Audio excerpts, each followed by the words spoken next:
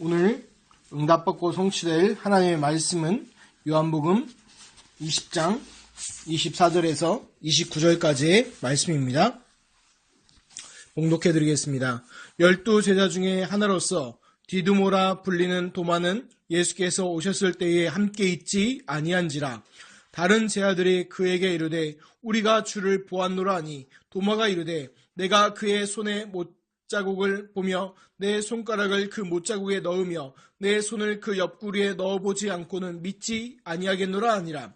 여드레를 지나서 제자들이 다시 집 안에 있을 때에 도마도 함께 있고 문들이 닫혔는데 예수께서 오사 가운데 서서 이르시되 너희에게 평강이 있을지어다 하시고 도마에게 이르시되 내 손가락을 이리 내밀어 내 손을 보고 내 손을 내밀어 내 옆구리에 넣어보라. 그리하여 믿음 없는 자가 되지 말고 믿는 자가 되라. 도마가 대답하여 이르되 나의 주님이시여 나의 하나님이시니이다.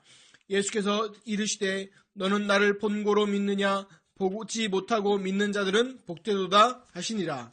아멘. 신앙 고백하겠습니다. 주는 그리스도시요 살아계신 하나님의 아들이시니이다. 아멘. 읽어드린 말씀으로 믿음 없는 자가 되지 말고 믿는 자가 되라는 말씀으로 하나님 말씀 증거하도록 하겠습니다. 지금 한국에서는 난리가 났습니다. 어제 은성이랑 영은이는 그 광화문 갔다 왔죠. 가니까 거의 100만 인파가 몰려 있었죠. 사람들. 왜 이렇게 모여 있었을까요? 하야가 불렀죠.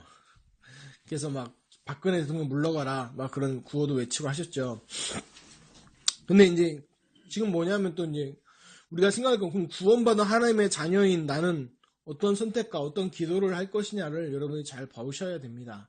뭐냐면 이런 어떤 사회적 문제나 큰 정책 이슈가 있을 때 우리가 하나 해야 될까? 그럼 기독교인인 나는 그럼 어떤 판단과 어떤 걸 봐야 될까? 오늘 그 응답을 잘 받으시기를 예수님으로 축복합니다. 그런데 그 기준이 하나 있습니다. 예전에요. 어떤 이런 책들도 있었고요. 그런 제자운동하는 데서 나왔던 건데 이겁니다. 예수님이면 어떻게 하셨을까? 예수님이면 어떻게 하셨을까? 이걸 한 가지 생각해야 됩니다. 그 예수님이 이런 사회적 이슈가 있을 때 그런 비슷한 일을 겪은 적이 있지요. 성경에 보면 간음하다가 현장에서 잡힌 여자가 나옵니다. 간음이란 뭐냐면 이제 부부 관계를 떠나서 잘못된 성적인 관계를 맺을 때 이제 간음이라고 표현을 하는데 그런 거 성경이 분명히 하지 말라고 되어 있거든요. 그리고 구약의 율법에 보면 그런 자를 보거든 발견하거든 돌로 쳐서 죽이라고 그랬어요. 그래서 예수님한테 물어보죠. 어떻게 해야 됩니까? 돌로 쳐야 됩니까? 어떻게 됩니까? 만약에 돌로 치라고 그러면 이제 여태까지 예수님이 사랑 얘기했던 것, 하나님의 사랑 얘기하고 했던 것들이 반대되면서 동시에 로마 현행법을 어기게 돼요. 그래서 올무에 걸리는 거죠. 또 놔주라고 하면 이제 뭐가 어기는 거예요? 하나님의 율법을 어기는 거예요. 그런 일이 벌어지게 되는 거죠. 근데 예수님 거기서 뭐라고 얘기했어요? 놔줘라 돌로 치라 하지 않을까 하고 죄 있는 자 먼저 돌로 쳐라 얘기했죠. 그때는 나중에 나이 든 사람으로부터 젊은 사람 일까지 차례대로 떠나가죠. 지금 그러면 우리가 볼 때도요. 지금 박근혜 돌 던져야 맞죠. 최준실 돌 던져야 맞죠. 우리가 영적으로 봐야 됩니다. 그거를 얘기하는 겁니다. 그럼 목사님 그러면 저 박근혜 대통령을 옹호하는 세력인가요? 전혀 그렇지 않습니다. 정치적 색깔을 물어보면 저는 박근혜 대통령을 찍지 않았습니다. 그러나 우리가 봐야 될 것은 그것에 속으면 안 된다는 거예요. 박근혜 대통령을 하야시켜야 된다 아니면 뭐 탄핵을 해야 된다 그게 중요한 게 아니라 그 뒤에 이면에 있는 하나님의 중요한 계획을 보여야 된다는 거죠. 그래서 왜 뭔 얘기냐면 나 중심의 신앙생활이 아니라는 거예요. 나 중심의 신앙생활. 아니 나는 아니잖아요. 나가 조금 확장된 게 뭡니까? 우리잖아요. 그게 좀 확장된 게 가족, 그 다음 민족, 국가잖아요. 결국 그 중심은 뭐예요? 나예요, 나. 그런데 성경에서는 그 나 중심의 신앙생활을 얘기하고 있지 않습니다. 어떤 신앙생활을 얘기해요? 하나님 중심의 신앙생활을 이야기하고 있는 것입니다. 나 중심으로 가는 것이 누누이 얘기하는 게 뭐예요? 바로 창세기 3장에 하나님을 떠난 인간의 모습이죠. 하나님 떠나 있으니까 결국 누구 중심이에요? 나 중심이잖아요. 내가 하나님 되고 내가 선악을 판별하고 내가 모든 것 다 하는 것. 그런데 중요한 건 뭐냐면 나 중심인 줄 알았는데 그게 누구 중심이라고요? 사단과 마귀의 노예가 되어 있어서 종이 되어서 그거 따라가는 거예요. 그리고 영적인 비밀 다 놓치니까 이제 어떻게 됩니까? 당연히 이제 남는 거 뭐밖에 없어요. 물질밖에 없잖아요. 그래서 황금 만눈중이 돈이면 다 된다. 이런 것. 그쪽으로 갈 수밖에 없는 겁니다. 그리고 이제 뭐 하게 되는 그게 바로 뭡니까? 창세기 6장의 네피림 시대. 네피림 얘기하는 거예요. 네피림이라는 게 원어로 좀 보면 동사가 겹치는 거예요. 그래서 다른 말로 하면 영리라고 그러거든요.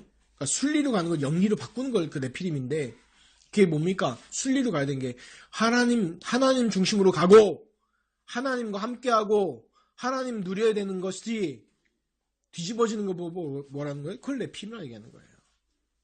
알겠습니까? 손가락 까딱대지 마시고. 그리고 그게 뭐예요? 당연히 이제 뭡니까? 물질 중심으로 가다 보니까 당연히 창세기 11장에 바벨탑. 그 바벨탑이 뭡니까? 자기 성공 중심으로 가야 된다는 겁니다. 성공해야 되겠다는 건. 그게 다예요. 그게 이제 뭡니까? 바로 창세기 3장, 6장, 11장이 문화가 되어서 인간을 장악하고 있는 거예요, 지금요. 그래서 구원받고 하나님의 자녀가 되었어도 옛 체질과 옛 습관 그대로 가지고 있는 거예요. 오늘 말씀 보면요. 예수님의 제자들과 또 누가 나오죠? 예수님과 중요한 인물 도마가 나오죠. 마태, 마가, 누가복음에서는요. 제자들의 불신하는 장면이 나옵니다. 믿지 않았다고요. 근데 제자들이라고 나오지 실명이 거론되지 않습니다. 근데 오늘 말씀을 보면 누가 이름이 빡 찍히죠. 누구예요? 그냥 도마도 아닙니다. 디두모라고 불리는 도마.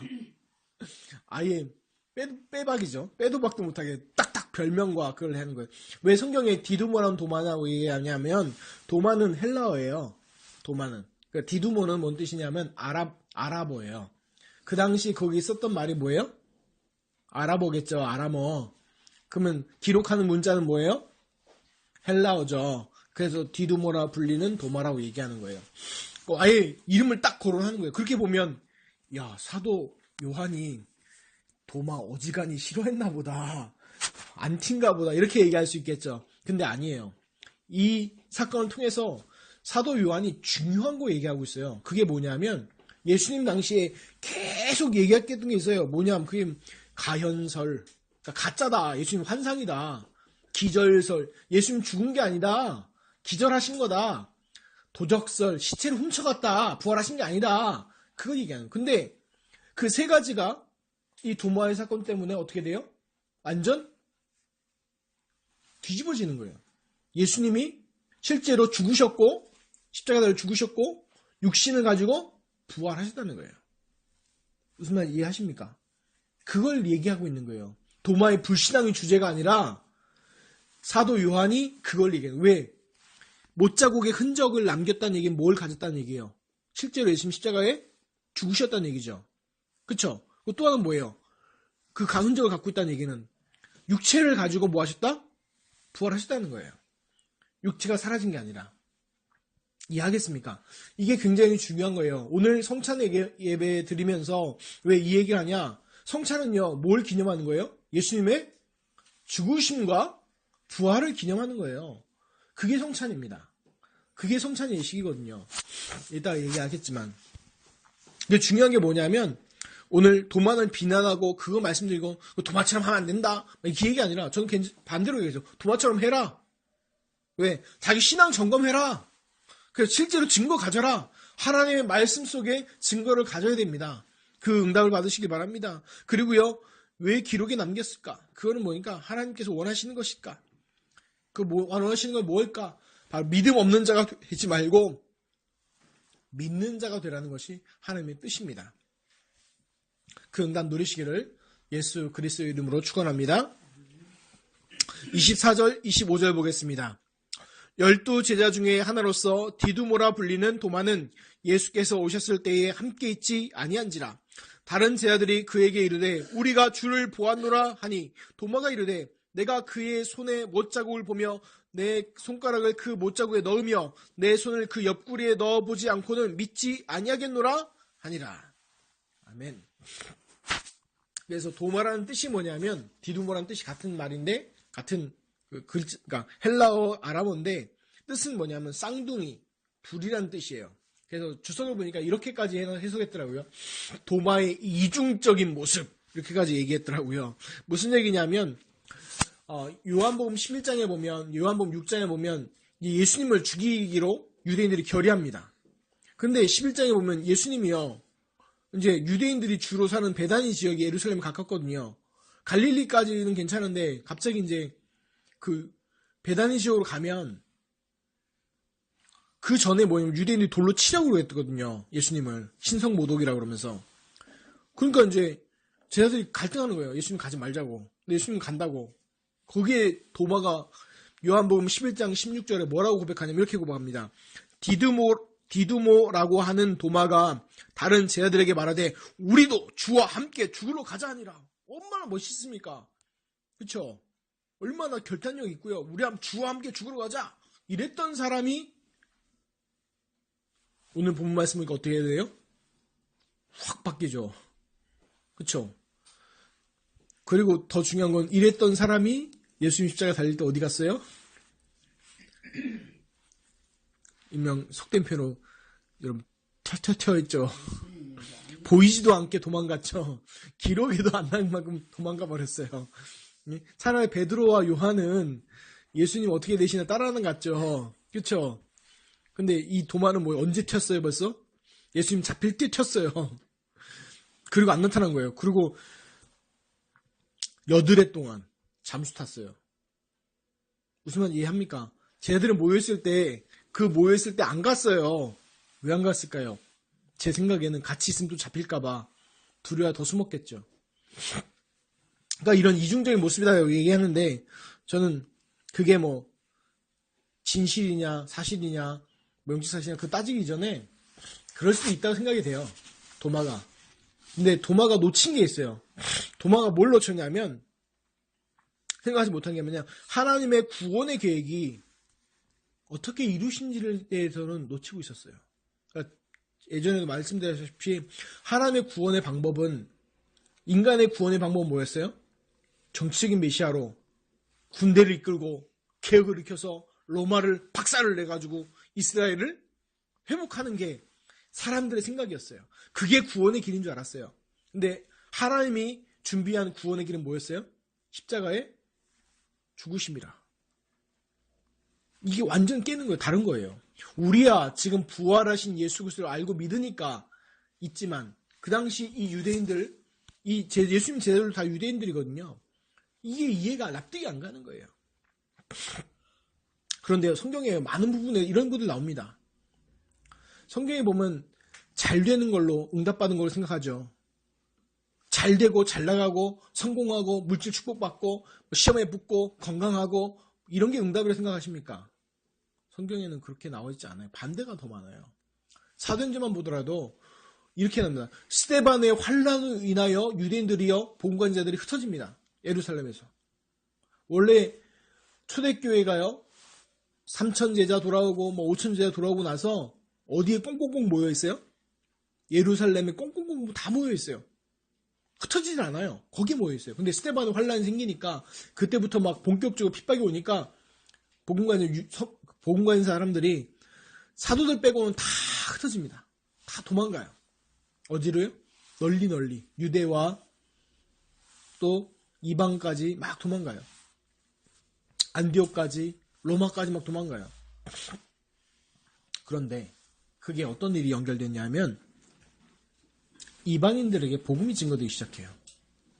유대인인 줄 알고 복음 전했는데 누구요? 영접하고 나서 해보니까 누구예요? 이방인.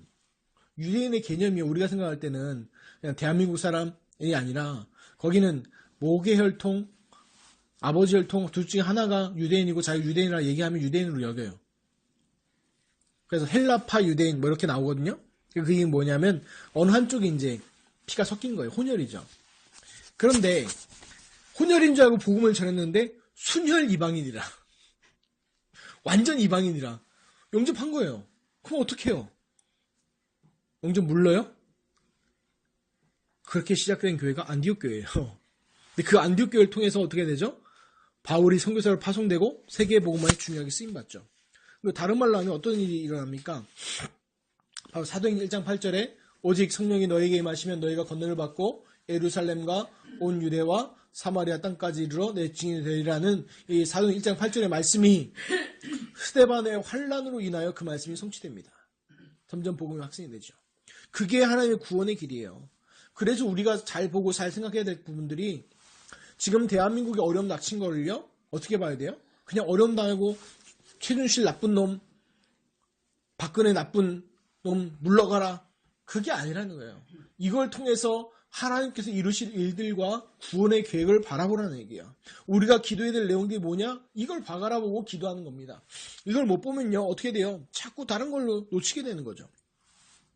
그래서 하나 정신적인 걸로만 얘기해도 육신적인 것만 얘기해도 지금요 대한민국 어려움 당하는 것, 지금 대통령 직선제를 한 게 우리나라가요 얼마 안 됐어요. 목사님 무슨 얘기인가요? 우리나라가 1948년, 47년, 48년 그 선거 해가지고 했지 않습니까? 간접 선거였어요. 간접 선거였어요. 그리고 그 중간에 또 박정희 군부 독재 시절이 있었고요. 또 쿠데타 해가지고 12.12 사태로 또 전두환 독재 시절이 있었습니다. 그러니까 실제로 그 앞에 세대에 투표했던 분들은 다 돌아가셨어요. 투표의 의미도 모르고. 근데 1987년에 6월 29일 날 노태우 전 대통령, 그때 민정당 총재였죠. 그 사람이 6.29 선언을 통해서 대통령 직선제를 선포했어요. 왜 그랬냐? 지금처럼 막 사람들이 다 일어났거든요. 민중 봉기가 일어났거든요. 그래서 우리나라 그러니까 1987년이면 지금 30년밖에 안 됐어요. 우리나라 선거 직선제하고 이렇게 민주화된 게. 그래서 얘기하는 거예요. 그러니까 우리나라가 다른 말로 하면 지금요 민주주의에 대한 비싼 값을 치르고 있는 거예요. 지금요 값비싼 대가를 치르고 있는 거예요. 지금. 그래서 투표권, 선거권 이걸 따내기 위해서요. 여러분들은 이제 나중에 랩런트는 크면 알겠지만 우리 선거 그 행사하는 게 수많은 선배들의 눈물, 피, 땀이 흐른 결과예요. 그냥 우리 투표 푹 찍고 하는 끝나는 게 아니라 그걸 따내기 위해서요. 또 유럽은요. 그거 하기 위해서요. 수백 년 투쟁했습니다.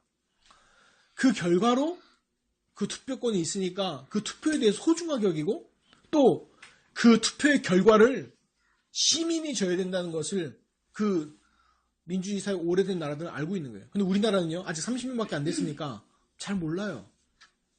뽑아놓고 나서 이제 물러나라는데 그게 아니죠. 그 뽑았으면 그거에 대한 책임도 질 줄 알아야죠. 잘못해서 무조건 물러나라 갈아치는 거예요? 그건 아니죠. 그래서 얘기하는 거예요. 근데 영적으로 봐야죠. 우리가 영적으로 볼 때는 뭐예요? 하나님께서 무엇인가 기존 질서를 흩어버릴 때가 있어요. 그때가 언제냐면 복음이 변질될 때, 또 복음이 사라질 때, 하나님의 영광을 가릴 때 하나님께서 기존 질서를 흩어버립니다. 근데 그 기존 질서를 흩트는 여러 가지 방법이 성경에 나와 있는데 그게 뭐냐면 첫 번째 전쟁. 전쟁 나면 어떻게 됩니까? 싹 쓸립니다. 기존 지도자들은요, 패망한 지도자들은 싹 쓸려 나가요. 그리고 기근, 홍수, 전염병을 통해서요, 그 나라와 그 민족을요, 흔들어 버립니다. 어떨 때는 이걸요, 전 세계적으로 흔들어 버려요. 그래서 우리가요, 국가를 위해서 기도하고 오직 복음 전하는 이유가 뭐냐면 그 저주 재앙을 막는 길이요. 나라를 위해서 기도해서 흑암 꺾고 또 복음 전해서 흑암 꺾는 거예요. 아멘. 그래서 속지 마시기 바랍니다. 이번 사건들 보면서 예수님은요 돌로 치라고 안 했어요. 죄인 잡으면 돌로 치라면서 도리어 그 여자를 용서해주고요. 도리어 중요한 사명자로 삼아버리셨습니다. 그 응답을 누리시기를 예수님을 축복합니다. 본문으로 들어가서 도마의 의심이요. 개인적으로 꼭 나쁘다고 생각하지 않습니다. 정말 문제는 뭐냐면 관심이 없는 거예요. 관심이 없는 거예요. 여러분 현장에 복음 전해보면 뭐 알지 모르겠지만 관심이 없어요. 사람들 먹고 살기 바빠서 쉬운 얘기로.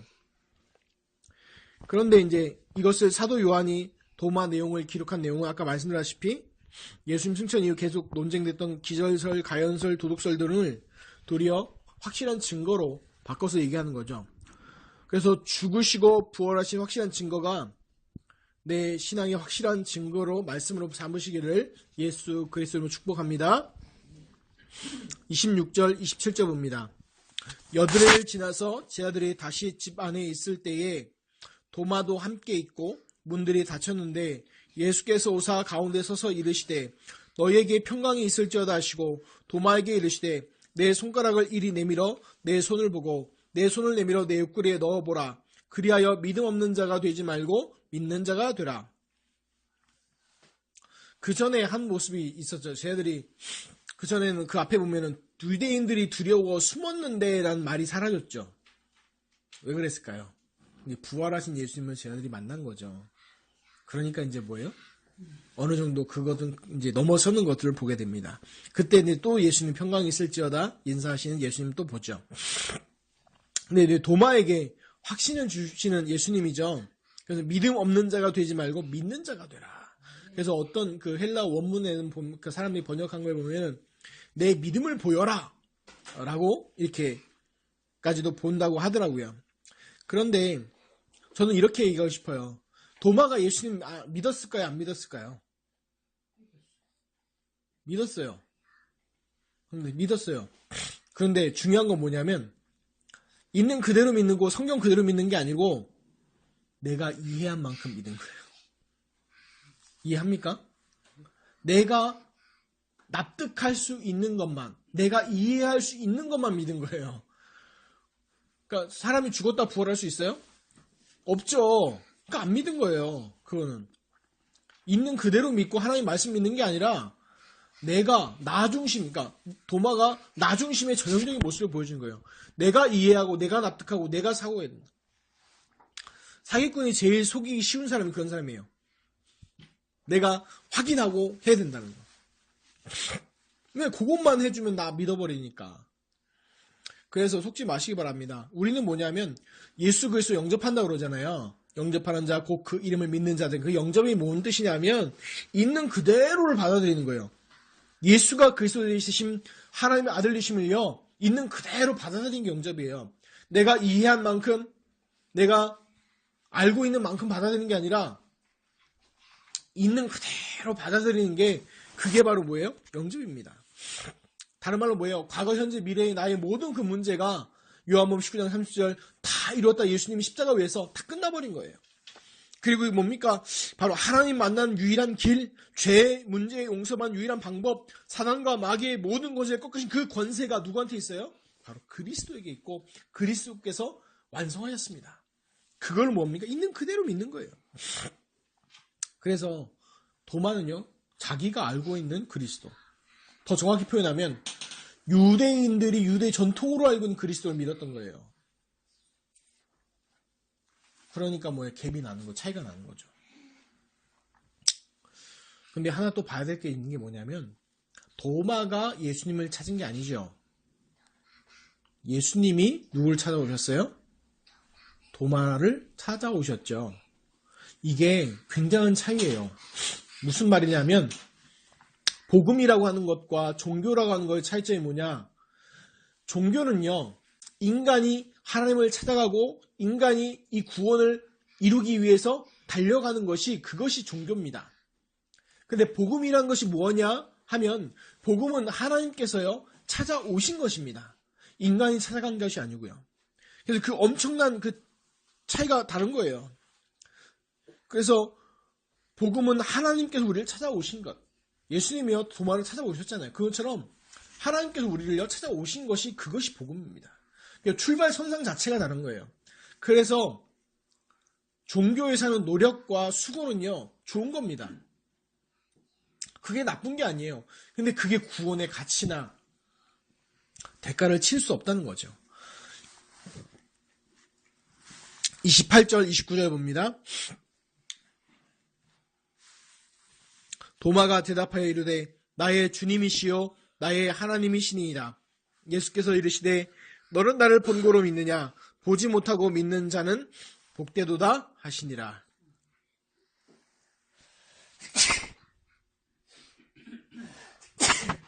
도마의 위대한 신앙 고백이 나오는데요.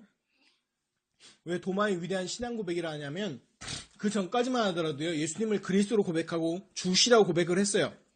근데 주라고 고백하는 거는요, 어떤 고백도 되냐면, 노예가 자기 주인한테 고백하는 것도 퀴리오스라고 그래요. 그 주인님, 오늘 나의 주님이시여 할 때 그 헬라어로 퀴리오스인데, 이건 노예가 상주한테, 자기 주인한테 얘기할 때도 퀴리오스라고 그래요. 신하가 왕한테, 로마 황제한테 얘기할 때도 퀴리오스라고 얘기할 수 있어요. 나의 주님이시여, 나의 하나님, 나의 하나님. 하나님은 뭐, 데우스. 이건 누구한테 하는 거예요? 여호와 하나님한테만, 여호와 하나님, 그 한 분한테만 쓰는 거거든요. 드디어 예수님을 누구로 고백하기 시작합니까, 이제? 하나님으로 고백해요. 이게 요한복음의 신앙 고백 중에서 중요한 장면 중에 하나예요. 그 전까지는 예수님을 그리스도로 고백을 했지만, 하나님까지는 고백 안 했어요. 근데 도마가 뭐라고 고백해요? 나의 주님이시여, 나의 하나님이십니다. 이 고백을 하게 되는 거죠. 그래서 나의 하나님은 직접적인 신앙 고백을 하는 거죠. 그리고 29절에 보면 예수께서 이르시되 너는 나를 본고로 믿느냐? 보지 못하고 믿는 자들은 복되도다 하시니라. 그래서 이 이후로 복음 들을 자들에 대한 그 축복에 대해서 하나님 예수님이 말씀하셨죠. 그래서 고린도서 12장 3절에 성령으로 아니하고도 누구든지 예수를 주시라 할 수 없느니라. 이 축복이 우리에게 주어졌습니다. 그래서 봐야 될 게 뭐냐?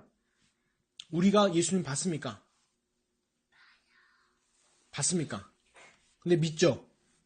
그게 성령의 축복이고 성령의 역사라.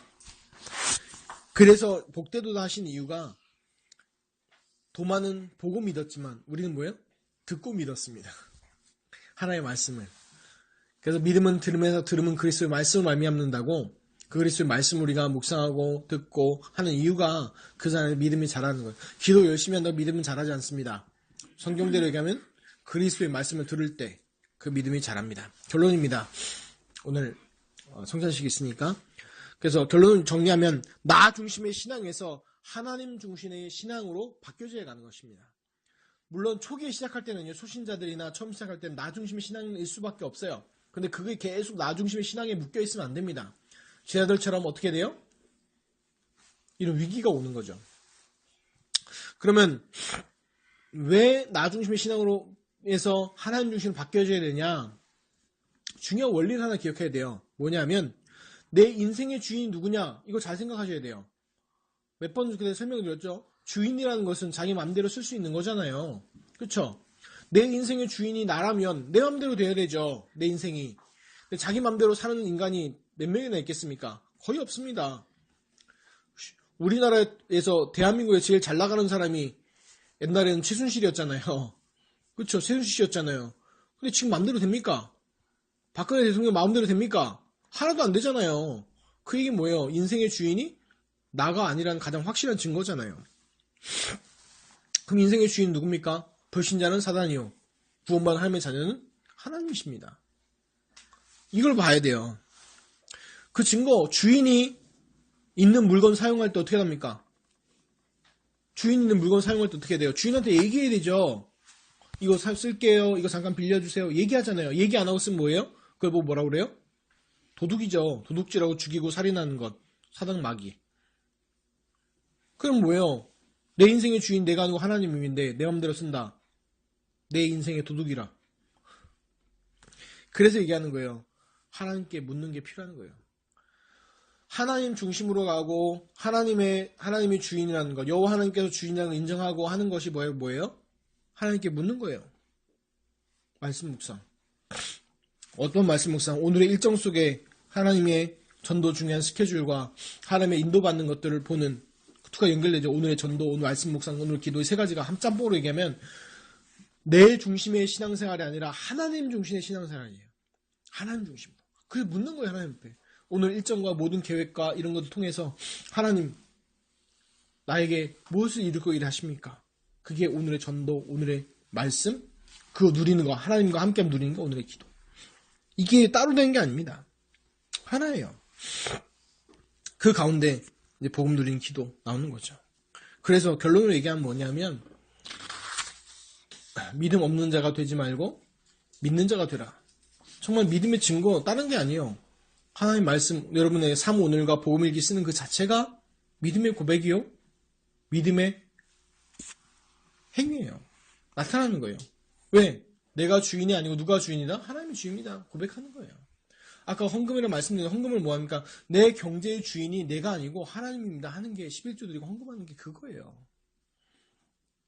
알겠죠? 그래서 속지 마시기 바랍니다. 그래서 오늘 이후로 그리스도 중심으로 내가 주인 되어 사는 게 아니라 사냥의 가스처럼 내가 주인 삼은 모든 건 내려놓고 오직 주 예수 그리스도 붙잡으시기를, 그리고 그 주 예수 그리스도를 오늘의 말씀과 오늘의 전도와 오늘의 기도로 누리시기를, 또 복음 일기로 확인하시기를 예수 그리스도로 축원합니다. 기도하겠습니다. 하나님 감사드립니다. 오늘 성찬 예배 전에 중요한 말씀을 주셨습니다. 나 중심의 신앙생활이 아니라 하나님 중심의 신앙생활로 내 인생의 주인이 하나님을 고백하는 것을 통하여서 삶원을 확인하게 하시고 복음을 통하여서 그 증거를 확인한 축복들이 회복되고 누려지게 하여 주옵소서. 감사드리며 예수 그리스도 이름으로 기도드리옵나이다. 아멘.